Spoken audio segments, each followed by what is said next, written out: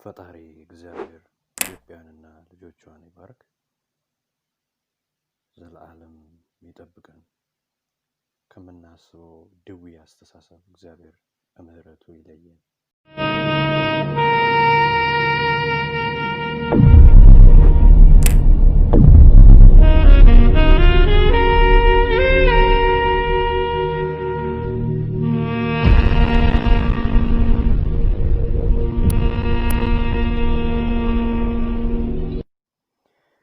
ኢትዮጵያን ያልተረዱና ሚኒሊክን ያልገባቸው ሰዎች ብዙ ጊዜ ሚኒሊክን ሲያጥላሉና ሐውልታቸው እንዲፈርስ ሲሉ ጥያቄ ያቀርባሉ።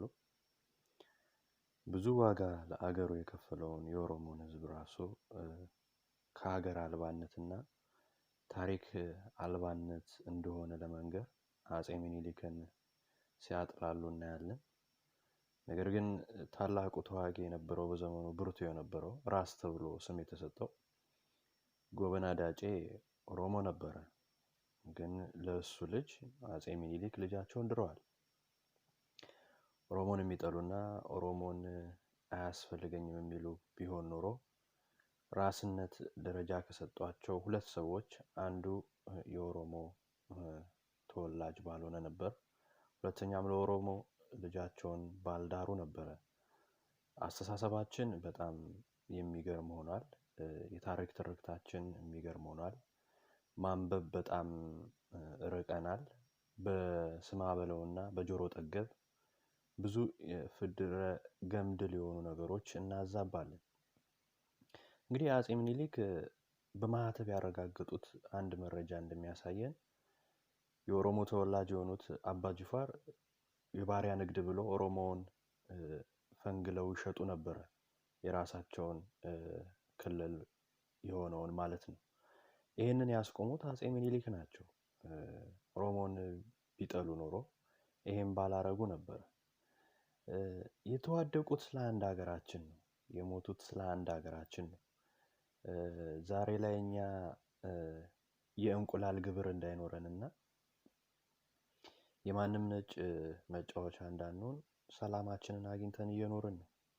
ብንጣላም እርስ በእርሳችን ሆነ እንጂ ማንም የውጭ ጠላት እኛ ጋር መጥቶ ይሄንን ሊያደርግ አልቻለም። ማንም መተንፈስ እንፈልጋለን እያልነው ጭኖ ትንፋሽ አሳጥቶ የገደለን የለም። በየቦታው በየጉራንጉሩ ስለ ሀገራቸው ክብር የወደቁትን ስህተትን ቢኖር እንኳን አርሞ መቀጠል ሲቻል ማጥላላቱ ብዙ ተገቢ አይደለም ብዬ አምናለሁ። ሰሞኑን የሚኒሊክን ሐውልት ለማፍረስ በጣም ሙከራ እየተደረገ ነው። ነገር ግን ከባድ የሆነ ችግርን የሚፈጥር ነገር መሞከሩ መልካም አይመስለኝም። ምክንያቱም የምንጠላም ሰዎች እንዳለን ሁሉ የምንወዳቸውና ሚኒሊካውያንን ብለን የምናምን እንዳለንም ልብ ሊባል ይገባል። ስለዚህ የምንራመድበትን ነገር ማወቅ ያስፈልጋል ማለት ነው። በታሪክ ሚኒሊክ ጡትም አልቆረጡም፣ ሊቆርጡም አይችሉም። በብዙ ትርክት ውስጥም ብናያቸው እንደዛ ሊያስደርግ የሚችል ስነ ባህሪ ይኖራቸዋል ብሎ ለመገመትም ለማሰብም ይከብዳል። ምክንያቱም መብርሃንን ከልባቸው የሚወዱ የነበሩ ታላቅ መሪ ናቸው። መብርሃንን ወደው ደግሞ ለዛ ያበቁንም። ለማንኛውም በባሪያነት ንግድ የተጠቁ ሀገራት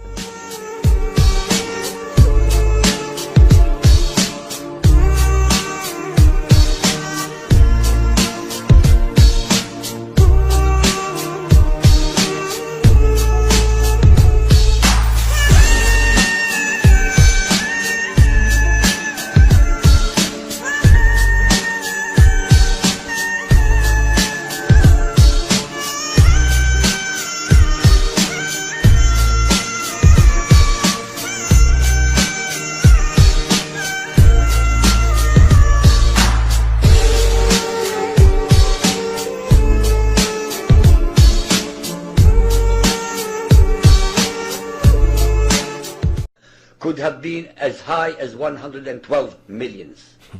When added to the number of those sold in the slave markets, the total number of African victims of the trans-Saharan and East African slave trade could be significantly higher than 140 million people. Bro, this is very bad, bro. This is very bad. This is very bad. Slavery is very bad, bro.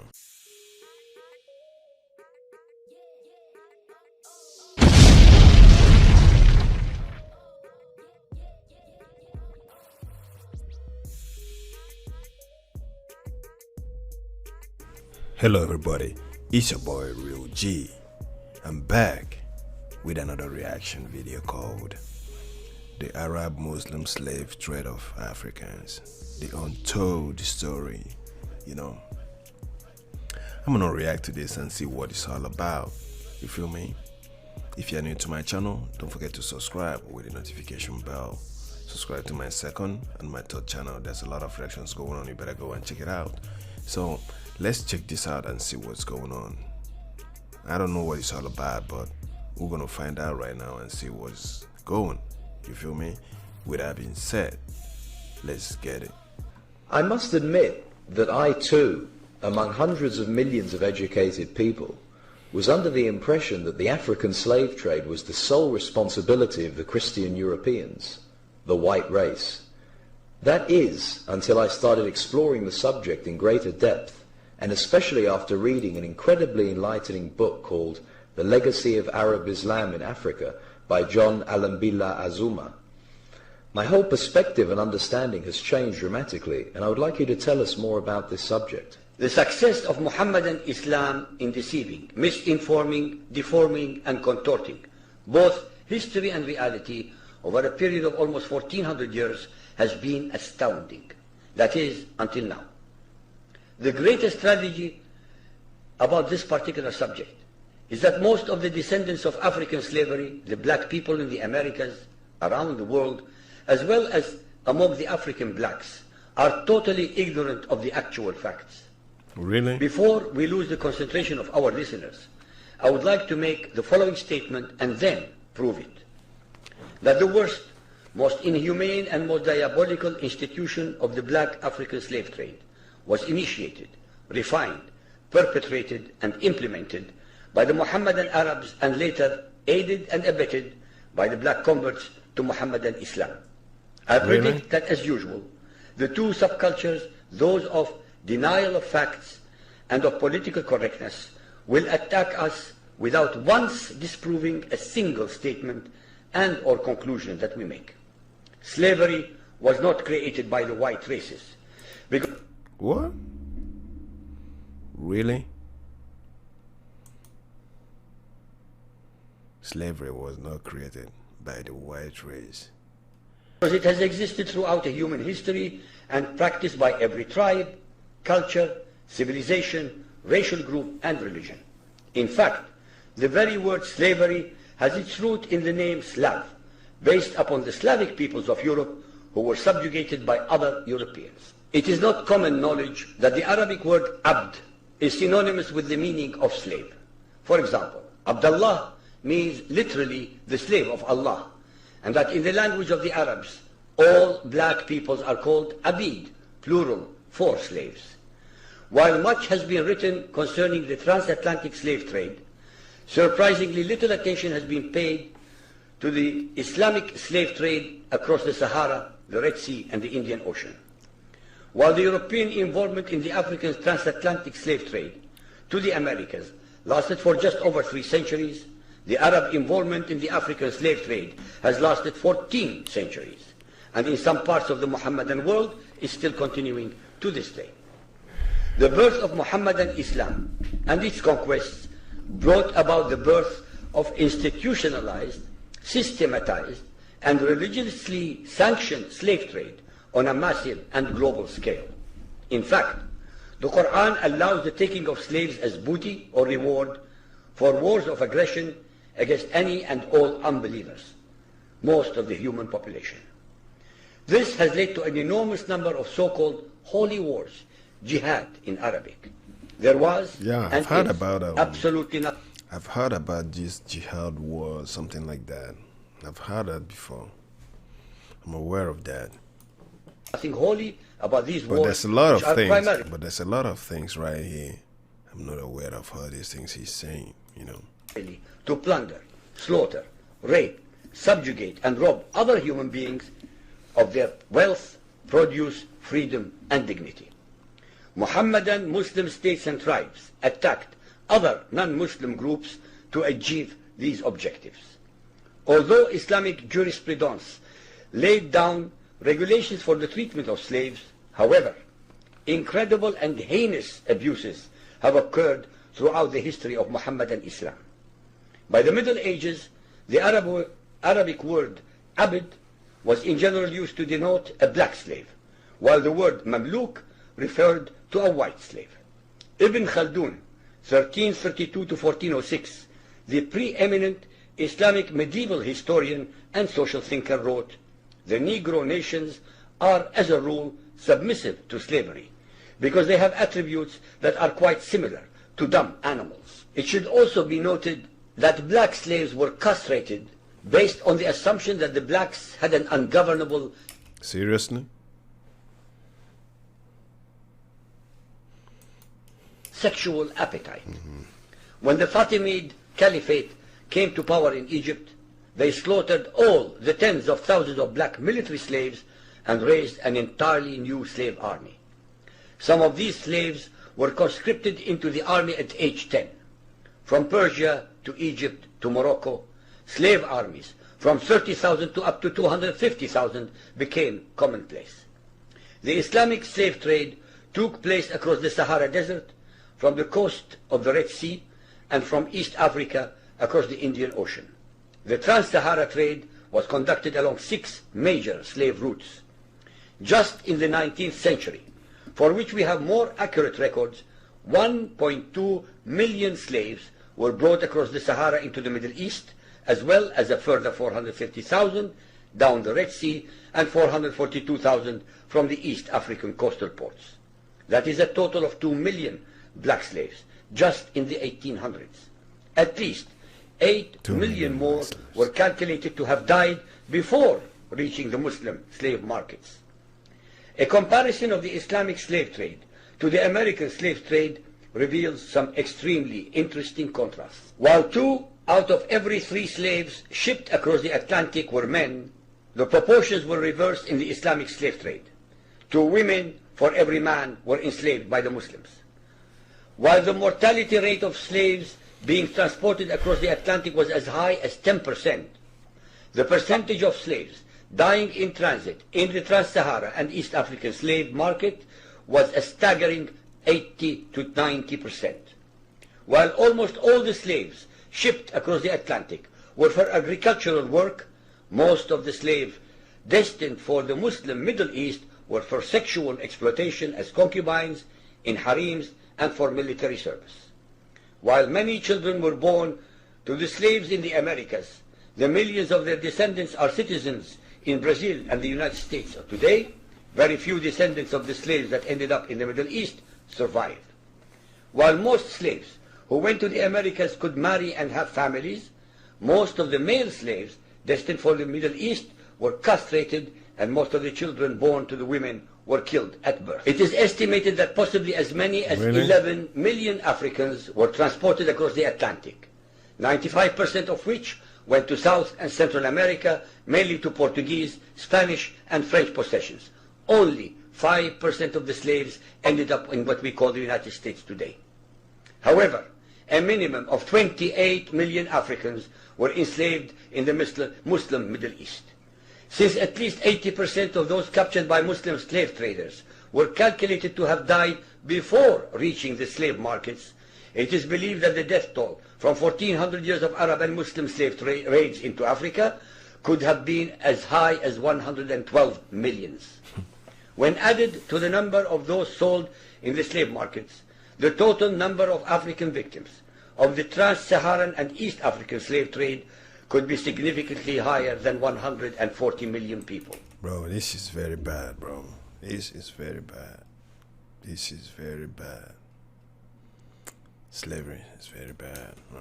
What is obscene about this whole subject is the Muhammadan Muslim and Arab culture of denial, regarding their complicity in the African slave trade, as well as the ignorance of black Muslims about the reality of their past and present conditions. The statistics and reports above are based upon the logbooks kept at the African slave ports, ship logs, travelers' reports, eyewitness accounts, etc. Ladies and gentlemen, the facts and reality of Muhammadan Islam's complicity in the slave trade and their inhuman depravity are infinitely more devastating, more staggering, and more incomprehensible than all the nightmare fictions in the world. Wow.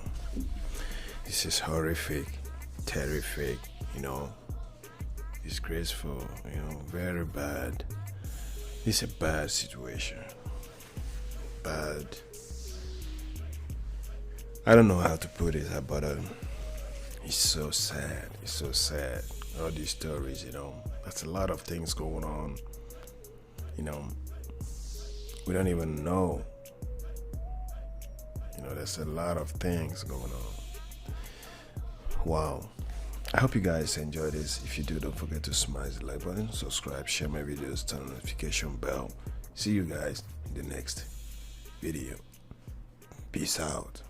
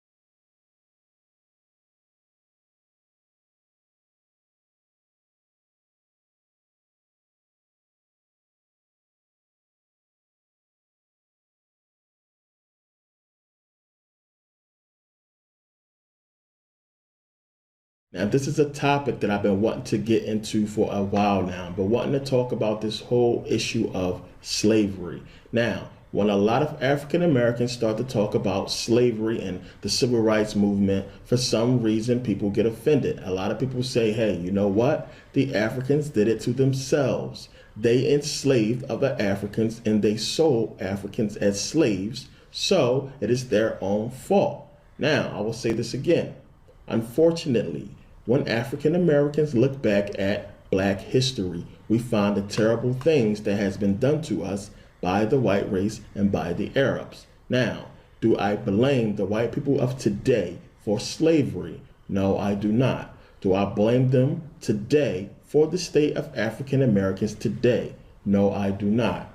But I understand that they have benefited greatly from the actions of their ancestors, and I'm pretty sure any honest white person will admit the same thing, that they have flourished as a race because of slavery, and that is a fact. Now, what has been happening is when African Americans start to bring up slavery, when they start to talk about the whole civil rights movement, for some reason, some white people get highly upset. They feel offended. They feel like something is wrong and we are attacking them and we are doing something wrong by bringing up Black history. So they get really defensive and they start to say things like, well, it's your own fault. Africans sold other Africans into slavery. It would not be slavery if Africans was not selling Africans, as if this somehow excuses slavery, as if Africans selling Africans into slavery somehow excuses all the brutality,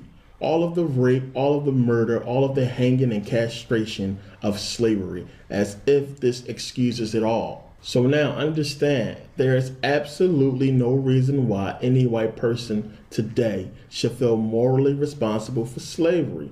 That is ridiculous. You had absolutely nothing to do with it. So to get so upset and to feel offended when Black people are simply talking about Black history is crazy. There's no reason for all that guilt when you had absolutely nothing to do with it. I think that's a racist thing to say, that it's your fault. You're responsible because you sold slaves. Now, if I come to you and I buy a car from you and I use that car to start running people over and killing them, should you go to jail with me?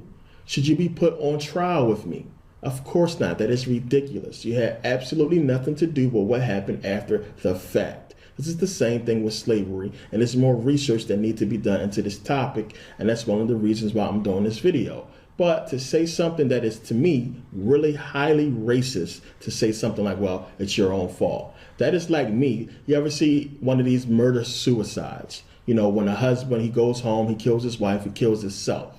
That's like me going to his son or his daughter later on and saying, hey, it's your own family fault. Your dad shouldn't have been crazy. Or it's your own family fault. Your mama shouldn't have been a whore. That is crazy. That is highly insensitive. What if I went to Chris Benoit's family and said, hey, it's his home fault. It's his family's fault for him being a wrestler. They shouldn't let him be a wrestler because he went crazy and he killed himself and he killed his family. That is highly insensitive for a person to say. That is highly racist for people to sit up there and say, hey, you know, even though we murdered y'all and we castrated y'all, we hung y'all, you know, and we set y'all on fire and we took your babies from you and we destroyed your language and destroyed your history, that it's your fault. All of those things are your fault because you sold a slave. So now there's absolutely no reason why African Americans today should be holding the white people of today accountable, morally accountable for slavery. That is crazy. They had absolutely nothing to do with it. They were not even born yet. There's no reason why white people should be saying something so as insensitive and something as racist as it is your own fault. It's your own fault that you sold your own people into slavery when we had absolutely nothing to do with it. And this doesn't excuse slavery at all. It is something that, you ever see a person when you catch them in a lie or you catch them doing something wrong, that they get defensive? They try to find something against you. They try to turn on you in some way. When you catch somebody lying, you say, hey, you're lying. And they get all upset because you caught them in a lie. This is the emotion that we get from white people who get so defensive about civil rights and slavery. They get all defensive as if we caught them in some kind of lie or we caught them with their pants down. Why get so offensive when you had absolutely nothing to do with it? Why feel offended? Why go on the offense and say something as crazy as it's your own fault? This is something that needs to stop. But now, let's address where did this whole thing come from? Because when I grew up, I'm talking about elementary, middle, high school, all the way up until college, I never heard it. Now, I remember reading the history books in junior high school and high school about slavery. I remember looking at the history books and not seeing anything in there that says that we are responsible for slavery, that slavery took place because Africans sold other Africans into slavery. I never read that in high school, never read it in junior high, never read it in college. I have never heard of it. Now, I'm pretty sure that the historians, that the school system would not miss the opportunity to educate African Americans on the fact that we are somehow responsible for slavery if that was the case, if that was the truth. If we are somehow responsible as a people ourselves for the whole issue of slavery, I'm pretty sure we would have been taught that in school. Now, the reason why we was not taught that in school is because it is a bunch of bull. There's a lot more to the story. Now, this is the whole purpose of this video. I had to really get into this because it's a history behind slavery that people need to understand so they can get the actual information, the factual information, and not just look at what somebody else is saying. Now, there have been books that have been written about this subject, but none of the authors, none of the historians has concrete evidence or proof that Africans sold other Africans into slavery in a way that makes it like we were selling our brothers and sisters into slavery, that we were selling our relatives into slavery. There's much more to the story. There's a lot more that people need to understand that took place back then. Now, another reason why people are talking about this whole, Africans enslaving Africans and Africans being responsible for slavery is because of this man, Henry Louis Gates Jr., who was a sellout, who was an agent, who was a Harvard professor who came on C-SPAN. This African-American man, a Harvard professor who came on C-SPAN and said that slavery would not have happened had Africans not sold Africans into slavery. And that is crazy. He used his show on PBS about, tracing back your roots.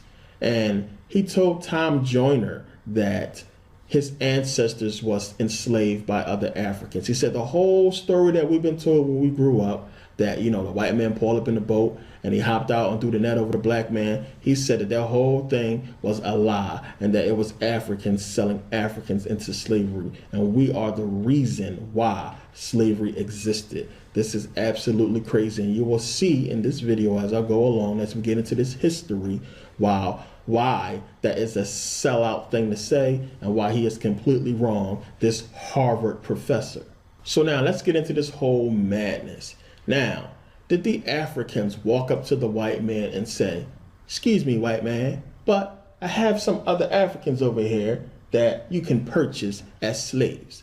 They'll do whatever you want them to do, and you can do to them whatever you want"? Did that happen? Of course not. Anybody who understands business and how a business works, there's a thing called supply and demand. Now, if there is not a demand for what you supply, then you cannot supply it. Now, there was a high demand for slaves during this time. Obviously, there was a high demand. The New World was being discovered, was being populated. There was a high demand for slaves all over the place. So you cannot supply something if there is not a demand, period, point blank. So if you don't want it, then I can't sell it to you. I can't give it to you. I can't sell it to you if you do not want it. That's period, point blank. But now let's go to the beginning. Let's look at this thing from the beginning. Now, a lot of people will go to the Arab slave trade and say, you know what? The Arabs was the first ones who started enslaving people. And this is a big misconception. Yes, the Arabs did have a whole big, sub-Saharan slave trade, and it was huge. But slavery has been going on, as you know, for thousands of years, for a long time. Slavery was a normal thing. It was a result of war. So now understand, Homer, he mentions slavery in the Odyssey. Homer talks about slavery in a couple of his books. Now, slaves in Greece was called domos. Now, a person who was taken into slavery as a result of war was called domos. Now, understand, the Greeks was using the term booty way before Islam ever came into place. Now, booty, of course, means the spoils of war. Now, a slave man was called a iro. A slave female was called a ira, and a slave child was called pais, or a houseboy.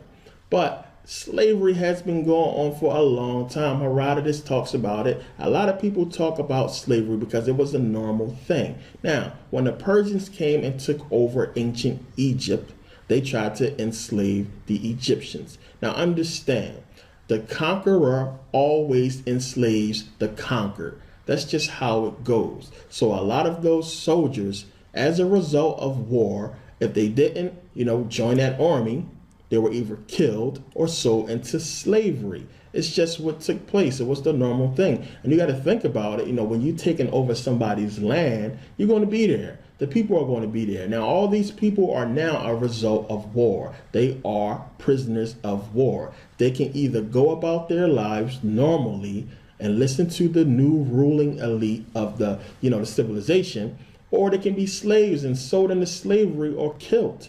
Now, when the Persians took over Egypt, the Egyptians wasn't having that. They fought back. They revolted for a long time. It was a revolution that was going on inside of Egypt. They was rebelling against these the Persians. Now, this whole thing took place for almost 70 years. It was like almost 70 years later, from 525 BCE, when the Persians took over Egypt. It took them over 70 years almost to actually get complete control of Egypt, because the Egyptians wasn't having that slavery mess. They wasn't having it, and they fought back. Now, once they finally got control of Egypt, they didn't have it for a very long time, of course, because Alexander and the Greeks came and took it away from them. Now, we know that the Greeks enslaved the Egyptians as well, and they enslaved in Israel as well, and they enslaved in a lot of the lands that they conquered. As I said, this was a result of war. The conqueror always enslaved the conquered. So now, this is a depiction of a slave and his master. This is on a calyx crater, which is basically a wine bowl. This is in the Louvre Museum in Paris. It's dated between 350 and 340 BCE. It is Greek. So we can see that we have not just this depiction, but other depictions of slavery taking place in ancient times. Now, when the Romans conquered the Greeks, they enslaved the Greeks. So we have white people enslaving white people. So, of course, as I said, slavery was a normal thing. The conqueror always enslaved the conquered. Now, what they did with a lot of the Greeks is they assimilated the Greeks into the Roman army. So this was the things that was taking place back then. We got to look at history and see how slavery began. And one, it is impossible to really tell when it began, because it has been going on for a long time, and not just with African people. So now understand, all the way from 92 BCE to 629 AD, the Romans was at war with the Persians and the Arabs. And we know that this whole war ended in a status quo antebellum, as I talk about in previous videos. So now understand, about 30 years later, the whole Arab slave trade began around 650 AD. So before this time, slavery was a normal thing. It was a result of war. The conqueror always enslaved the conqueror, as I said. But once the whole Arab slave trade began, they changed the game. The Arabs took slavery to a new level. They began enslaving people at random. They just went into places and they took over and they enslaved people. There was no major battle or war going on. They was just enslaving people and selling them. You have to understand that a lot of empires was growing. The whole Ottoman Empire went up so fast because of slaves. Now we also have to look at the whole Byzantine Empire as well. they grew so fast because of slave labor as well. But now you have to remember, the Romans was in a long war with the Arabs and Persians. So they could not just sit back and allow their enemy to gain so much wealth and power due to slavery. They had to do the same thing. They couldn't stop them. They didn't want to go back into a long war, so they had to compete. Everybody knows in business, when your competitor is doing well, you have to keep up with your competitor or he will overtake you. So the Romans had to get into slavery as well. They had to get into the whole business. Now, the Jews did as well too, because remember, the Jews was not sitting with the Romans. Once the New Testament came, the Jews separated. They wasn't dealing with the whole New Testament. So the Jews got into the slave trade as well very hard. So when we look at the empires that was growing up around this time, it's surrounded by slave labor, and the slaves was building empires, and it was big business. It became big business and it grew, and it still is a big business today. So now, if any of you are old enough to remember 1985, I was only 3. Pope John Paul II, when he went into Africa, he apologized publicly for Rome's involvement in the slave trade. He apologized for the Vatican's involvement in the slave trade. Here's the article. You can go and still read it today. Now, a lot of people wanted to throw the Jews under the bus by themselves for the whole slave trade. We already know the Arabs' involvement in the slave trade, but the Arabs was not on the stage. You know, they wasn't in a position as the Jews, and of course the Romans are in, then and today. Now, a lot of prominent Jews, a lot of Jewish scholars, they came out and they wrote books about the Jewish involvement in the slave trade, and that the Jews was one of the main contributors of slaves. They was one of the main people who had ships, and they ran routes to the Caribbean that, pushed slaves and sold slaves. Remember, Louis Farrakhan came out with a book that included the secret relationship between blacks and Jews. So a lot of people were speaking out about this whole slave trade. A lot of books was coming out, and Rome couldn't hide their involvement in the slave trade. So of course, John Paul II, Pope John Paul, came out and said, hey, we apologize. At least he apologized. I got to give him that much. But he had to apologize because the truth was coming out, and a lot of people started to get into this whole matter of, who did what, the whole slave trade, how it happened, who was involved. And you have to look at history, and you can clearly see the Jews' involvement in the slave trade, which was a huge involvement,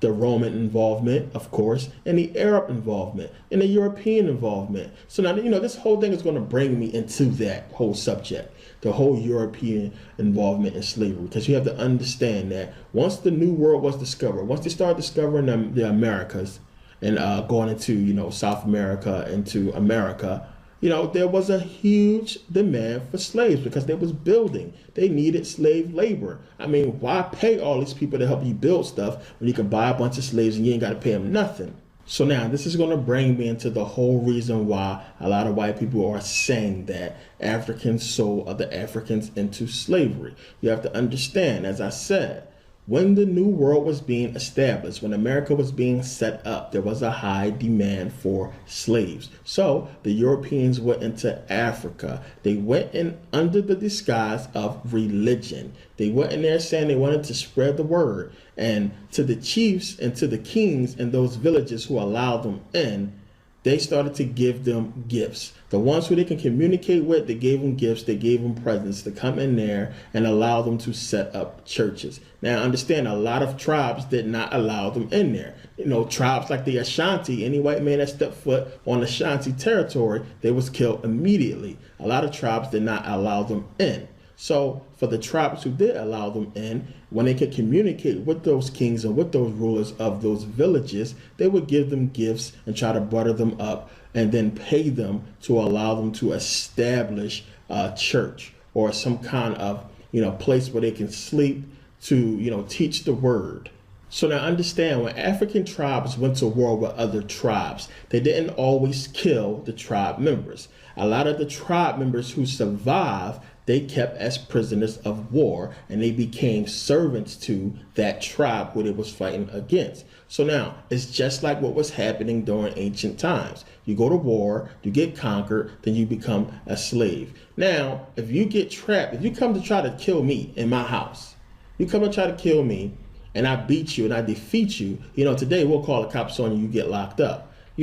Those tribes, they kept them in those villages, in those towns. They kept them and said that, hey, now since you tried to kill me, you killed this guy, you killed that guy, you killed that guy, you wounded this guy. Instead of me just killing you, guess what? You're going to serve these people. This is how you're going to pay back what you have done. You're going to serve these people. You're going to become a prisoner of war. So understand, this is something that has been going on long before the white man ever set foot into Africa. It's how it was done. The Africans had traditions. If you saved a person's life, then you owe them your life. You would basically become their servant until they release you from that debt, or until you save that person's life. It's just how it was done. The African tribes had customs. They had things they was accustomed to long before any white person stepped foot into Africa. There's something you need to understand, that tribes was doing this. They was enslaving other tribe members. They was not enslaving their brothers and sisters. It was not enslaving people that they knew. They was enslaving their enemies. Every single civilization on this planet has went to war with its own people, period. White people have went to war with white people. Asians have went to war with Asians. It's just how it goes. People go to war. People get pissed off about something. People don't agree on something and they go to war. The same thing happened with African tribes. So now understand, once the Africans got comfortable with the Europeans coming in, they was bringing them gifts. They were showing them new things. Once they got comfortable, they began to learn the European language. Now, you have to understand that some tribes did not allow this. Some tribes did not want to, learn the language. They took the presents, they allowed them to set up shop, and they allowed them to just, occupy some spaces. Like, okay, you're here, you need a place to stay, I'll allow you to build a hut on my land. I don't want you touching or interacting with my people. You stay there, we stay here. Now, a lot of the Europeans, they needed a way to communicate with the people. So they would ask the kings, would they allow them to take some, Africans back to America or back to Europe and teach them English, teach them their ways. And the kings wouldn't allow it in a lot of cases. They said, no, I don't want you taking none of my people back there with you. But you can take these prisoners of war with you. You can teach them the language. And when y'all come back, they'll be our interpreter. So now what end up happening is, you got to remember, these prisoners of war are not from that tribe. So what the Europeans did was they convinced these prisoners of war to basically turn on their captors. They taught them the language, they knew how to communicate with them, and they basically got the lay of the land from these prisoners of war. And they used this information to basically catch slaves. So now you had these African tribe members who are not from these tribes, who are prisoners of war, basically turning on their enemies. It wasn't Africans selling their brother, cousin, sister, or their next door neighbors into slavery. It was an enemy selling his enemy into slavery. And understand this, everything that I'm saying right now happened on a small scale. We're talking about there was only a few instances where everything I just described, I'm talking about them coming over and setting up churches and all that. There's only a few instances where this actually happened. Most of the time, you just had a bunch of ships coming in there, just like we've been taught, jumping off of boats and snatching people and making them slaves. This is how it really went down. Only in a few cases what I just described took place. So, no, we were not selling our people into slavery. It didn't go down that way. So now, a lot of the kings, a lot of these rulers of these villages, what they did was they did sell their prisoners of war to the white man. They did sell their enemies into slavery, because had they not, you got to remember, these people had guns. The tribes didn't have guns.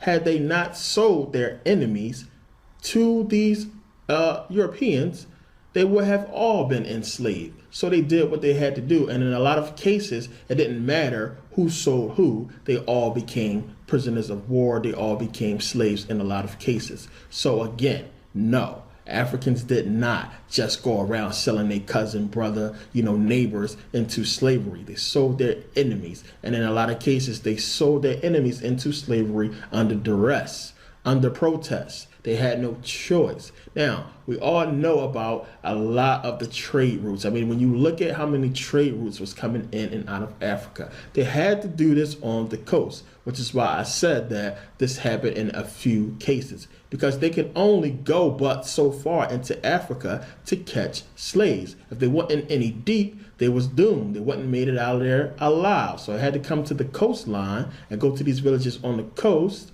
to get slaves. So it depends on who you was involved with or where you was coming from, which trade route you took.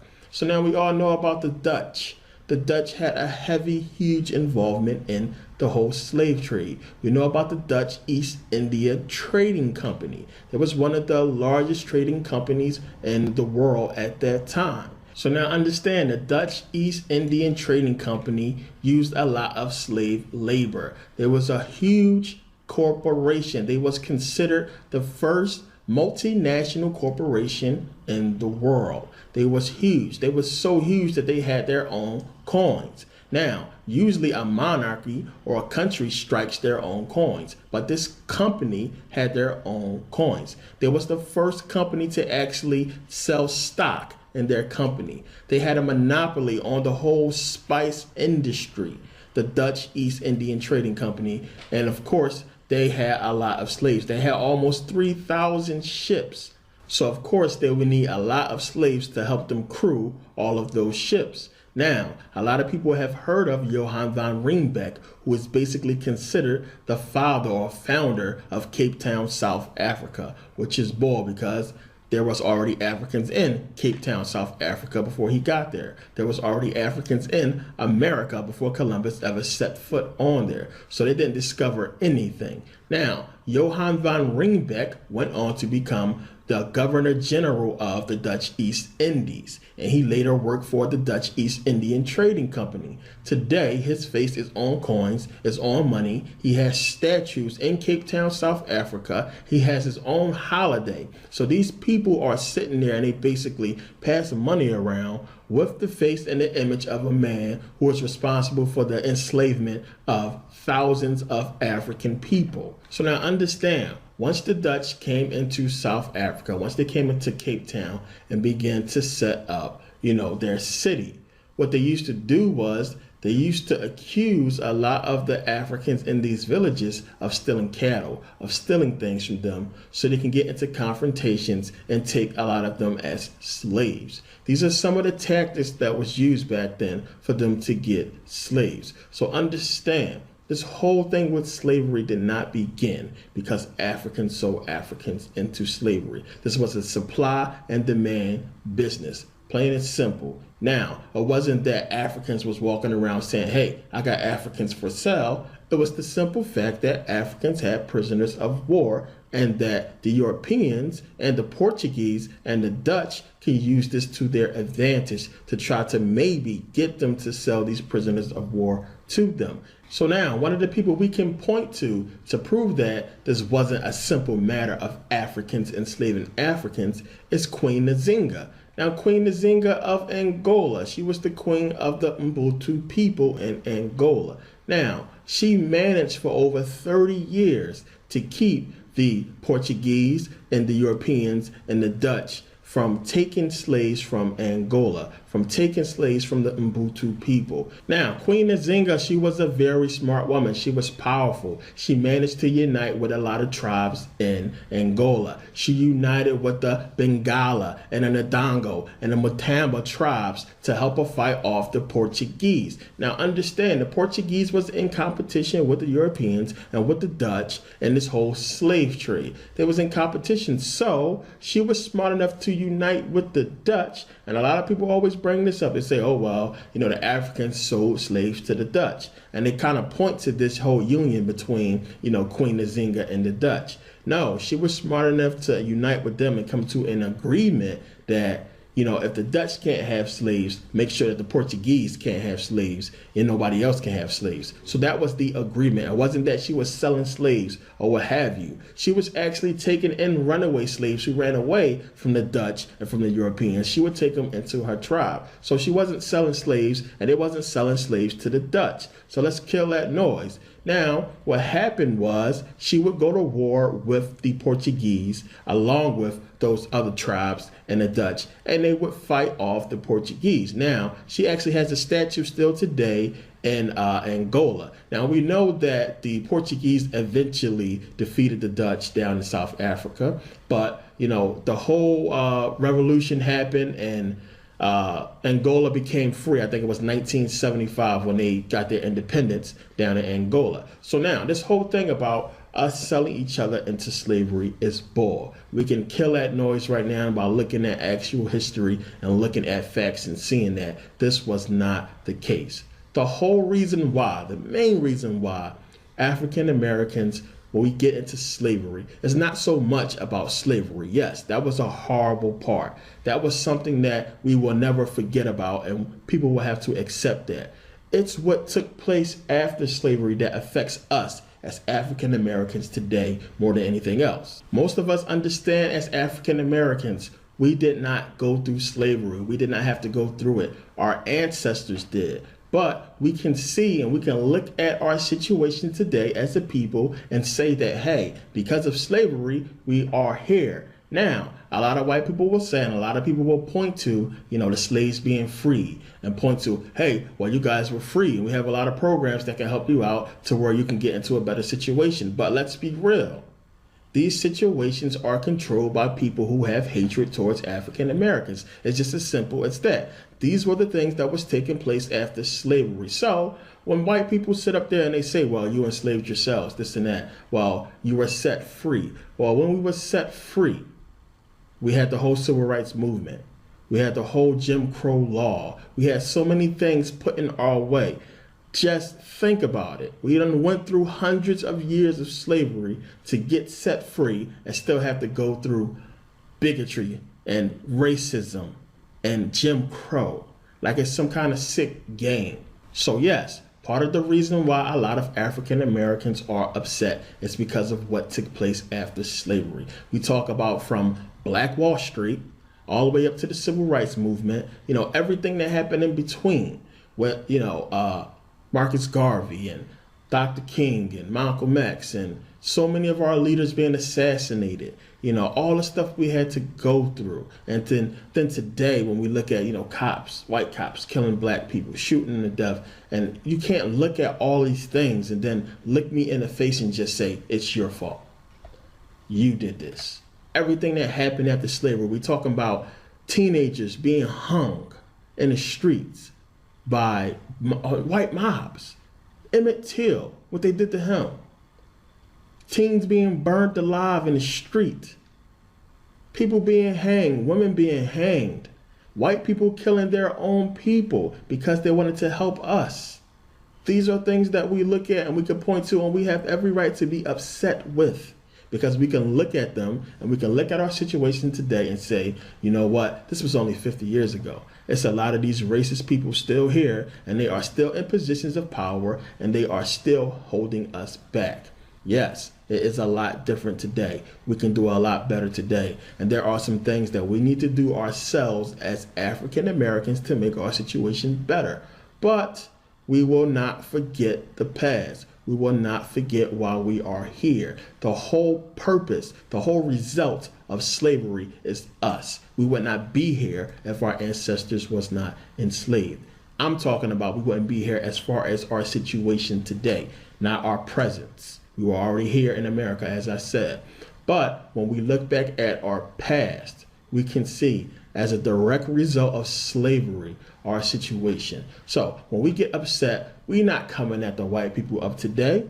Yeah, a lot of white people of today might get that backlash when they say stupid stuff like, it's your own fault. Or a lot of racist white people going to always get that backlash when they say anything.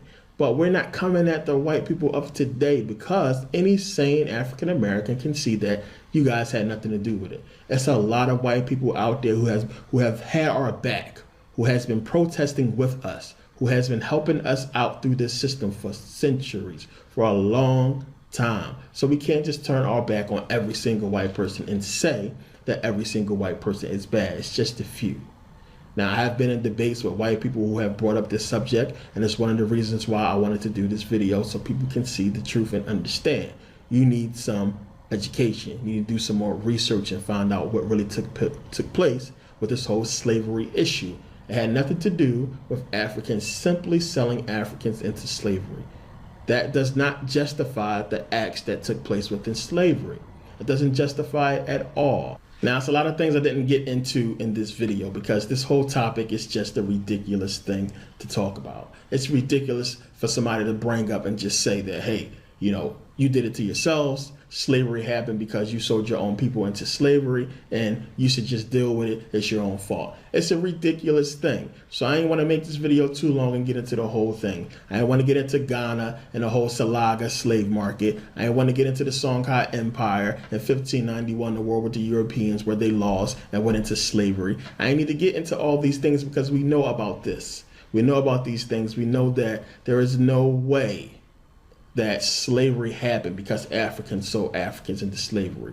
So for people like, you know, Henry Gates Jr., whatever the hell his name is, this sellout to say something like we started slavery because we sold slaves, it's just crazy. And for the people who say, you know, slavery began because we sold ourselves into slavery, I had to do this video so we can shut these people up because it's ridiculous. These Hebrew Israelites, they should be ashamed of themselves coming out saying, you know, agreeing with this whole thing. You know, you Negroes sold yourselves into slavery.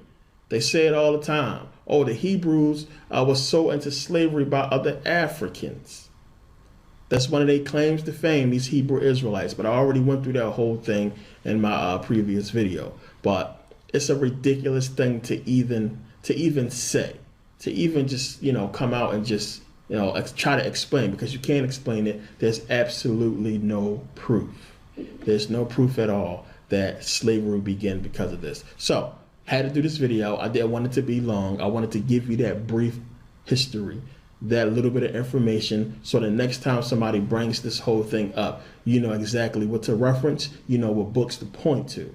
Now, I want to thank everybody for watching, and I'll see you next video. Like, comment, share, and subscribe if you haven't subscribed. I'm on Facebook as well. I'm going to put a link in the description. And thanks again.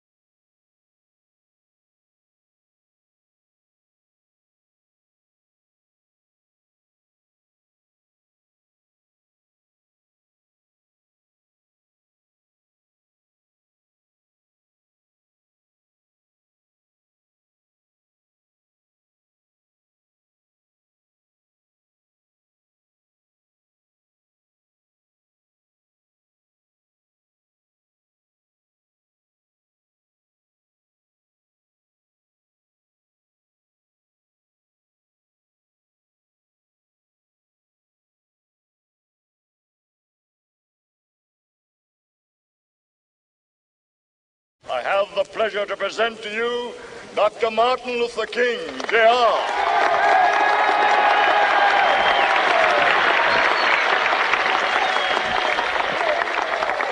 I am happy to join with you today in what will go down in history as the greatest demonstration for freedom in the history of our nation.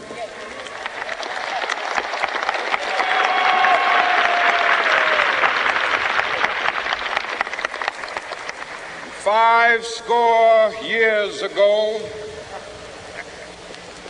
a great American in whose symbolic shadow we stand today signed the Emancipation Proclamation. This momentous decree came as a great beacon light of hope to millions of Negro slaves who had been seared in the flames of withering injustice. It came as a joyous daybreak to end the long night of their captivity. But 100 years later, the Negro still is not free. 100 years later,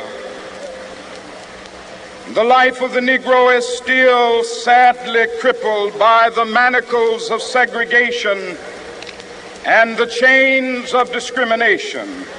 100 years later, the Negro lives on a lonely island of poverty. I have a dream that one day this nation will rise up and live out the true meaning of its creed. We hold these truths to be self-evident, that all men are created equal.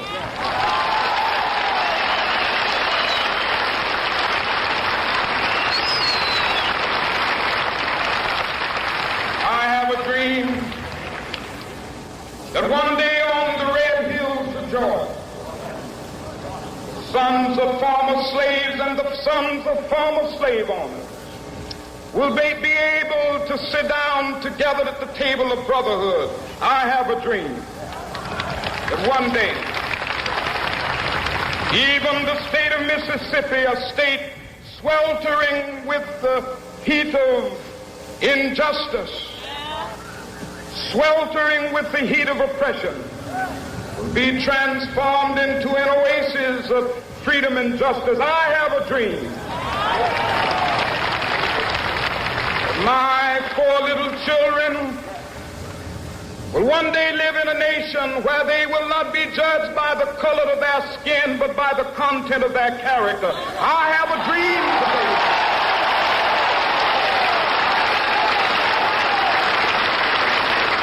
I have a dream that one day, down in Alabama with its vicious racists, with its governor having his lips dripping with the words of interposition and nullification. One day right there in Alabama, little black boys and black girls will be able to join hands with little white boys and white girls as sisters and brothers. I have a dream today.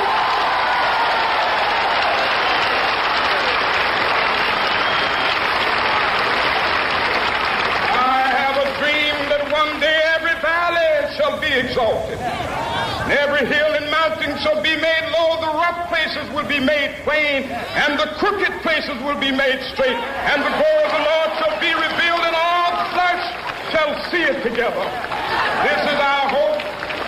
This is the faith that I go back to the South with. With this faith, we will be able to hew out of the mountain of despair a stone of hope. With this faith, we will be able to transform the jangling discords of our nation into a beautiful symphony of brotherhood. With this faith, we will be able to work together, to pray together, to struggle together, to go to jail together, to stand up for freedom together, knowing that we will be free one day.